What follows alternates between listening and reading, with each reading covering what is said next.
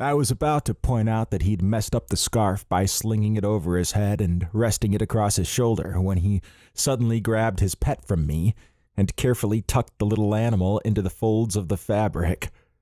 "No," he said absently. "No, what? What the hell were we talking about?" "Right, the fact that he thought I should recognize him." "Well, then maybe that's why I don't recognize you," I murmured as he got his pet settled in his... "What the hell kind of scarf is that?" I asked. "Scarf?" he asked, his eyes widening. "It's not a scarf. It's Boo Bear's happy place. It's so she can be close to my heart. It helps calm her to know her daddy's near. She was upset when the car..." He waved his hand at the car. "When that happened. Maybe he was a little off-kilter." "Sir, did you hit your head when you crashed your car?" "No, I didn't crash it." "Exactly. Well, I mean, clearly it's in the snowbank there, but... Well, I pulled over, or at least I tried to pull over to look at my phone's map when this pile of snow just sort of appeared and stopped the car." I blew out a laugh. "Did it jump out and block your way?" His chin came out, and his bottom lip looked pouty all of a sudden. "Oh, shit. No, the last thing I needed was for this gorgeous young man to look even more sexy on top of everything." I felt my own nostrils flare in response. "Jake, damn it. Put your libido back in cold storage and don't think for a minute that..." The man sighed and the sound went straight to my cock. "I was just in the process of looking for the snow tires option," he said. "I'm sure that'll fix me right up." "The snow tires option?" I asked, completely incredulous.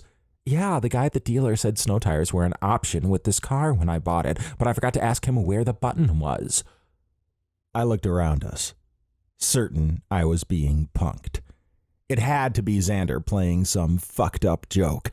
He'd been complaining about the funk I'd been in almost nonstop since his move back to Colorado this past summer. I returned my gaze to the young man and shook my head. "You're kidding me, right?" "No, we're fine," he said as he cuddled his dog. "I think there's enough room to get around me." As he began walking back to his car, I gently grabbed his arm. "What's your name?" "It's Oz." "Laraz?" I asked. That was the weirdest name I'd ever heard, but then again, it was one of a kind, like the man who owned it. "No, sorry," he sighed before smiling back up at me. "My name is Oz, and you are..." "Jake," I said. A tiny growl emanated from Oz's ball of white fur. "Oh, and this is Boo." I tried not to grimace. I'd never been a fan of tiny dogs that fit in people's purses. With all the hair sticking up on the animal's head, I hadn't actually seen its face yet, but its pathetic little growl was definitely trying to convince me it was a force to be reckoned with. I ignored the dog and tried to focus on the task at hand. "Oz, you do know that snow tires aren't an option on the car, right? They're an option for the car, as in you buy a whole other set of tires designed for snow and have them put on the car for the winter season." Oz's face fell, and a bright stain of color bloomed over his cheeks. The situation should have been humorous, but it felt like I'd just kicked his weird-looking little dog.